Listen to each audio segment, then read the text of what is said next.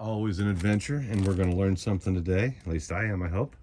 Matt is going to show us how to change the oil pump in a T1N Sprinter. The easy way. The easy way, without taking the engine out of the van. I'm a little bit apprehensive, but he's going to show me his secret. I've done it a handful of times now, which is not something that you would normally say. Hopefully you never got to change an oil pump, but so people are going to ask, why are we doing this since the van runs? Why are we changing an oil pump? Nervous about it? I'm not nervous at all. I mean, about the one that's in there already. I am a little precarious about the one that is in there now, because this is the engine that I rebuilt almost a year ago now, in April of 2024. And I've reused the oil pump that was in the blown engine. I did clean out the filter that's inside the pump. However, I never replaced the seal between the oil pump and the block. So it's a very, very old seal. So if I want to change that seal, I might as well put a new pump on. Makes sense to me. Here we go. This is the oil pan that we're going to take off, or one like it. This isn't his oil pan. Naturally, his is still under the van there, under the engine. This is what it looks like. We've got to take that off to get at the oil pump. There's a lot of bolts that hold it on. However, it's easy because all of these on the sides and all the front are all E10, and they're only about 3/4 of an inch long. We've got battery tools to make that go zip zip. And then the ones in the back are very, very long and different lengths. And then there's two that go in from the transmission that you got to take out as well. Bell housing mounts. Exactly. So there's a lot of bolts to take out, and we got to make sure that we don't mix them up. First time I ever did it, I had a map that I drew out, and I placed all the screws exactly where they went on the pan. Buddy. First thing is drain the oil. And that's probably going to be a 13, but might want a 14.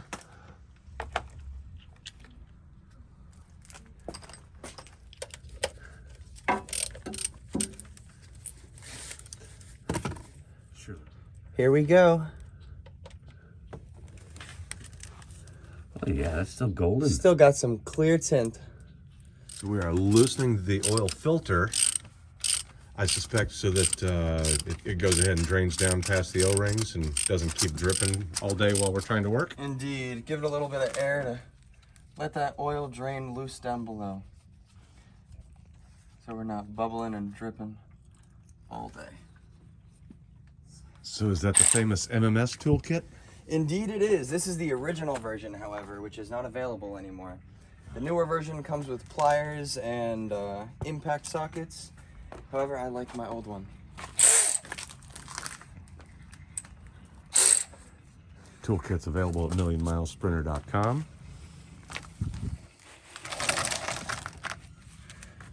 We're gonna let that oil continue to drain. Once it's drained out, we'll put the plug back in so it doesn't keep dripping on us as we take the pan down. If you see down here, the reason that this is a tricky job is because when you drop the pan, it would only come about 2 inches down. And then you cannot take it out to get to the oil pump because of the angle of the pan and the pump being in the way. The pan is very shallow in the back, and the pump is right in the front right here and comes down to almost the bottom of the pan. Should we show you?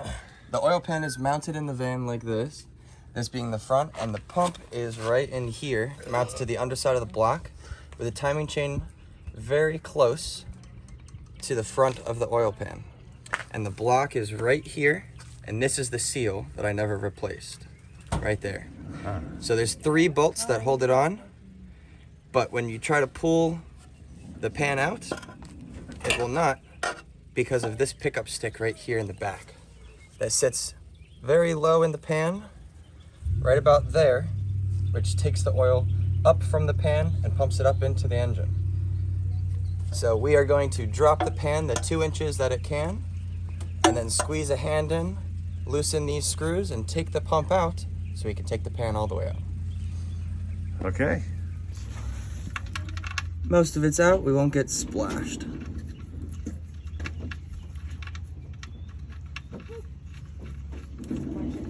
Putting that plug back in, we're going to go ahead and snug it up so we don't forget to snug it later. 1, 2, 3, 4 in the front, and then all the way back. We're gonna be able to use this to get most of them. However, the ones that are all the way back here are gonna require a couple extensions and flex joints in order to get to. And there's gonna be some that are very tricky, but it is indeed doable. Let's get.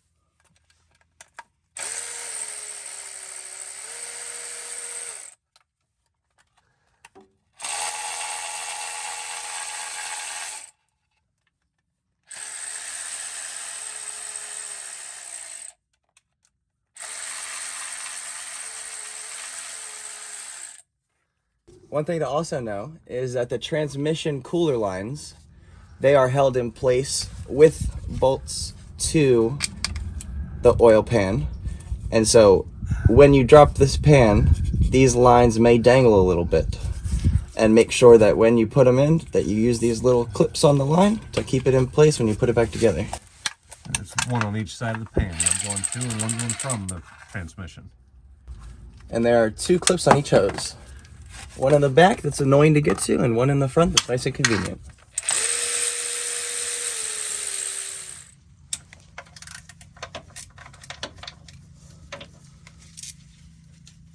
You're gonna be going back and forth between extensions and swivels lots of times, because every one has a slightly different amount of space.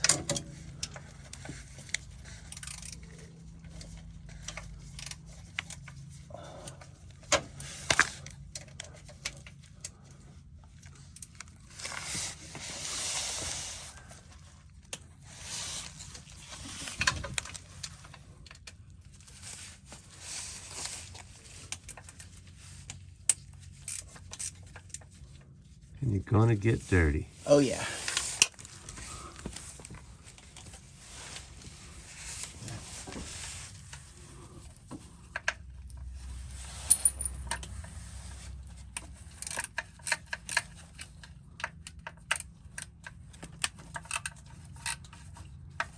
And it is very difficult to see some of these screws. So if the pan's not coming down easy, you probably missed one somewhere, because they're hidden. But we'll count how many there are total once we get them all out.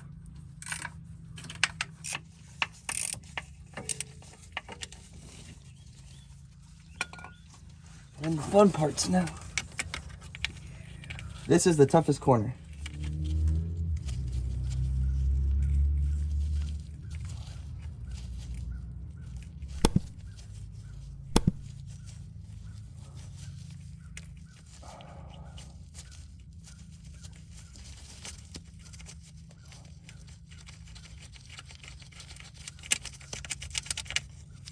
There we go.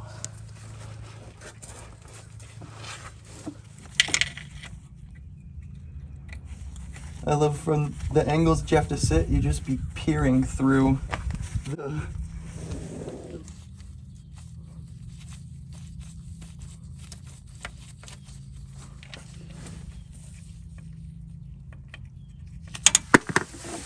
These 2 bolts on the bell housing from the transmission are into the oil pan. So you will have to take these 2 out. Uh-oh. I've done that before. Backed the bolt out and got the wrench stuck. Save the front 2 screws for last. That's not all the way on the front. That's the front 2 on each side, 1 on each side. It's easy to, Yep, she's coming. Easiest screws to get at. So now it's going to come down. We don't have to catch that pan because it won't go as far as we'd really like it to. So we missed one right up in there. I counted. There are 34 screws for the oil pan, and then the 2 bell housing ones. So 36 screws total that you gotta take out.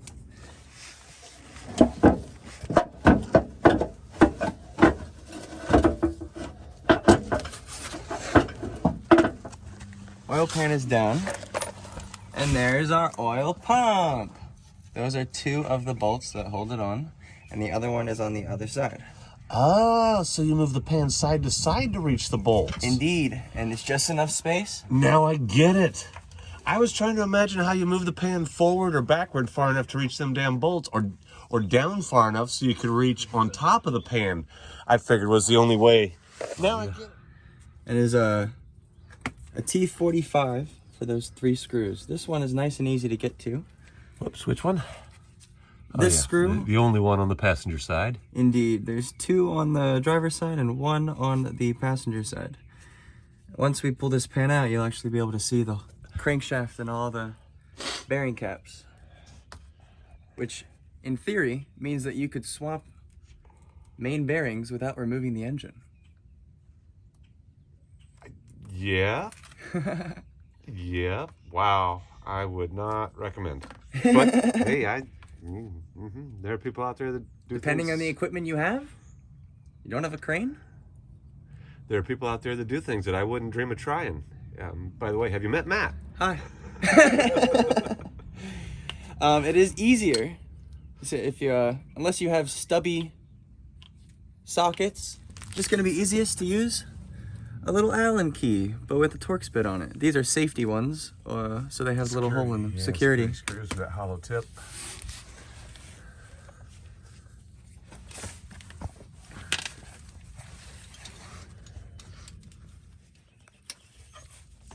And they're not torque tight, so just a little push and it'll come loose.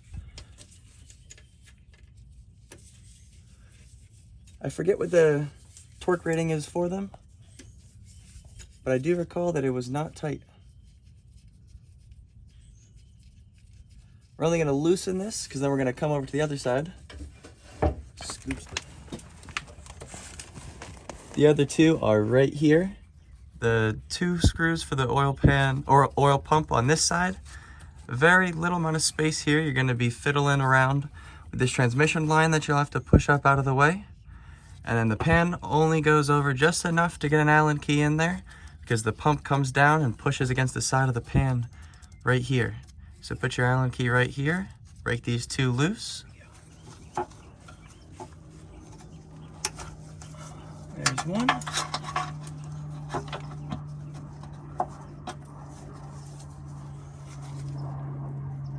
And the other. Once you break them loose, they're so oiled, they should come out just by hand. You don't have to worry about mixing them up either because they're all the same length.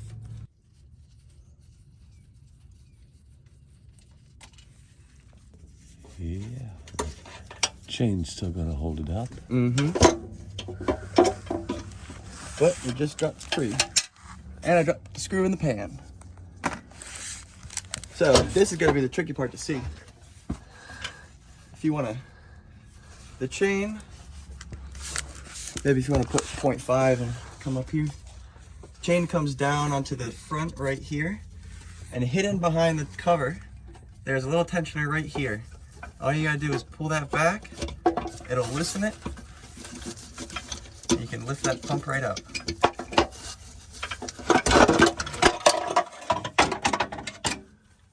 There we go. Pan and pump and a drop bolt. All come out. Look at that old seal. This is still the original one.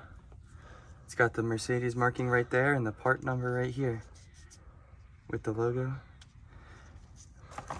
That's gonna go in the trash. Along with that seal. This is the reason I wanted to come in here. Yeah. This seal is very, very hard. Pretty brittle. Yeah. And this seal has been in there for 415,000 miles. 18 years. And I didn't change it when I rebuilt the engine, so that's why we're doing it now. Brand spanking new.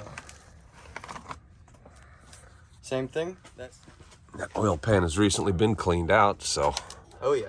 yeah, no sense in trying to do that again. Yep. Quite a bit more oil in there than I thought there would be. Wow, that's how much oil is left every time we do an oil change. Yeah. That's an interesting point.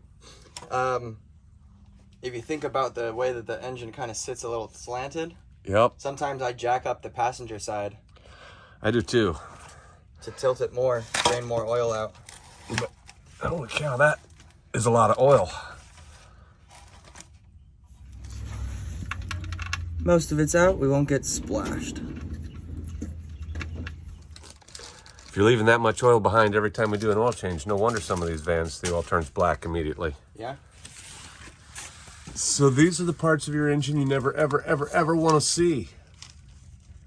But they're fun to look at. They sure are. Fun to look at, not to eat.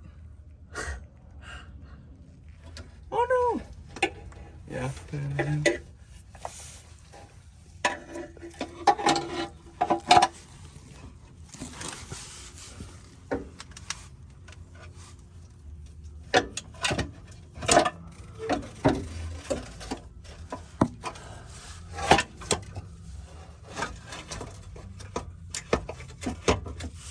All right, first thing is going to be looping that back onto the chain. This pan is not in a good orientation right now. Let's do that.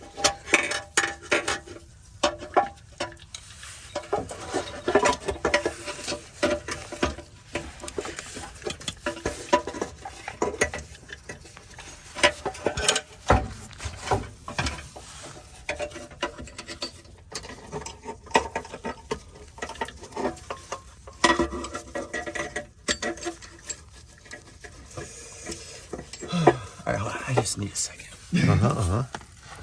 So that was a pretty good challenge getting the chain back on the sprocket. Once the chain was on the sprocket, putting the pump, lifting the pump back into place was nothing.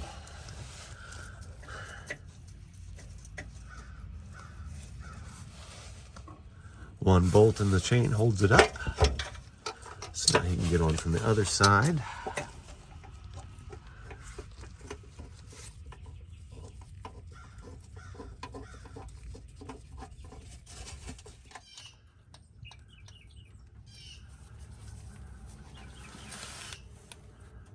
Nice and snug. Punch the pan that way.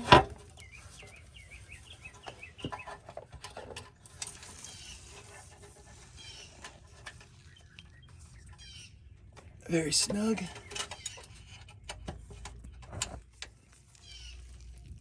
Oh yeah, they are all very tight. Now the pan goes back on. If we can just baby thread the front ones, that way we can move the gasket, because look at the gasket back there. It's out of place right now. Okay. So we'll just line up the front of the gasket first and we'll work on it. All right. It's in place.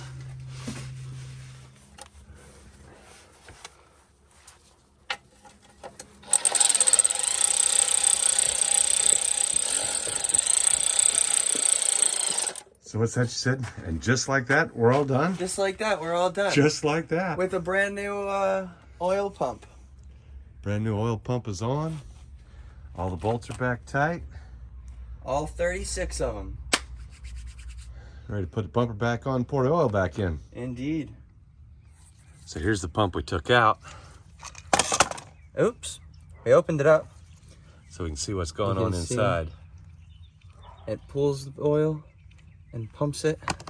It picks it up from this stick and then pumps it up through that seal that we just replaced. And inside here is a nice little screen filter. When I rebuilt the engine, I took this apart and I found lots of metal shavings stuck right here. Yeah. And I cleaned them all out.